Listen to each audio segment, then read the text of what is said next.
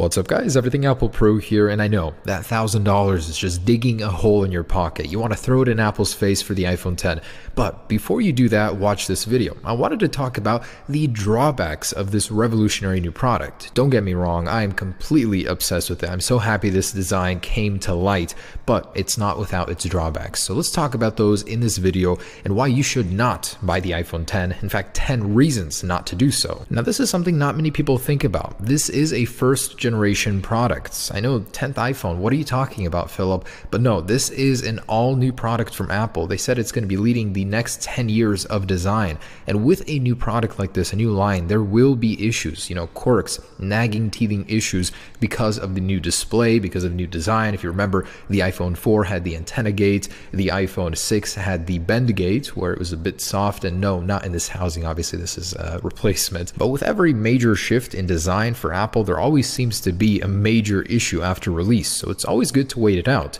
Now for example, for me personally, when you're getting a new car, a new platform that has just been developed, there always seems to be a major issue with it. For me, it was the oil consumption on my A4 fixed in the next year's model. And oh boy, this one does not need to be said, the price. The number one reason why most people will not be buying the iPhone X, but it's just ridiculous how expensive this thing has got. And by buying it, you're basically telling Apple that that's okay. And really, I don't think it is. I think it's a little bit overpriced for what it is. The competitors have very similar displays at a lower price point because that's essentially what you're paying for with the iPhone X, the display. And I think it's completely ridiculous to pay $150 just to go from 64 to 256 gigabytes in a phone. I know there is a NAND flash storage shortage that was created by the iPhone X, but wow, that is just ridiculous. And say you get the entry-level iPhone X with 64 gigabytes. For a phone so capable, so full of so much fun stuff you want to do with that camera, how is it going to last? I think that's just not enough storage for the base model. And I know Apple has the new video and photo codecs to take up less storage on your device. There's iCloud storage if you really need it, but still think about it. You download some games, some apps, record a little video, take some pictures. Before you know it, that 64 gigs is going to run out eventually. So I think it's not enough storage for an entry-level model. And one that will resonate with probably a lot of you, the cutout bar. I mean, the sensor bar on the iPhone X just takes away from the even design from that really beautiful display. There was a better solution. A Redditor posted this image, and honestly, I would not be opposed to that, or with software to hide the notch. It just seems that a lot of people are very unhappy with that design, and maybe just another reason on your list to not get it. And one that honestly worries me, going from a plus-sized phone to the iPhone X, you're actually getting cropped content. So a lot of your images, your video is going to be smaller because the display is slimmer. It's more in line with the iPhone 7 display.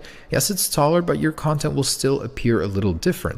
And because of that cutout bar, it's actually going to make a lot of your existing apps a pain to look at just because it's going to be in the way. And there's actually a couple crafty solutions for this by some developers on Twitter, which I really liked. So Apple could do some great stuff with the software and with the notch. For example, scrolling, having this dynamic scrolling behavior. I think it's really cool. And from another developer, he solved the issue of the scrolling bar, which currently in the simulator just goes behind the notch. That's actually really neat. I would love to have that on my iPhone X. Probably not something Apple would do though. And here's one that actually worries me. People that had a chance to view the iPhone X hands-on are saying the display is not that bright. Compared to the Galaxy Note 8, the iPhone 7 Plus, which has the same rated nits as the iPhone X at 625, appears very dim in a very brightly well-lit room. So I'm definitely hoping the next generation fixes that, but for now, that's an issue we're going to have to deal with. And the whole Face ID thing. Face ID has its own conveniences, say your fingers are wet or dirty and you can't scan it normally with Touch ID, but it also has its detriments as well. Compared to Touch ID, you're going to have to look at your phone every single time to unlock it, and it doesn't seem as fast as Touch ID to me. I'll definitely have to test that though. And I really hate the fact that Apple is forcing you to buy things to use your iPhone X naturally. First off, fast charging can't be activated without this expensive power brick, and you can't even plug in your brand new iPhone X into your MacBook without having to buy an adapter or new cable. And for those still on the fence, here's something to make you a little bit more optimistic about your current device. If you have an iPhone 7 or 6s, these are still benchmark chart toppers. They are incredibly fast. Yes, in comparison to the new one, it's a little bit slower seemingly on paper, but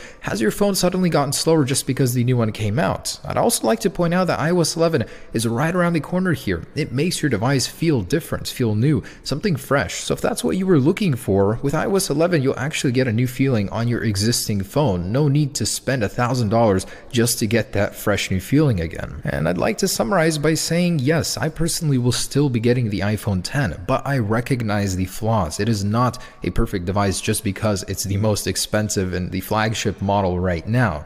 It definitely isn't for everybody. So I hope you and me agree on at least a couple points from this video. I hope I'm not crazy on that part, but this is an incredible phone, don't get me wrong. There are still many reasons not to buy it though.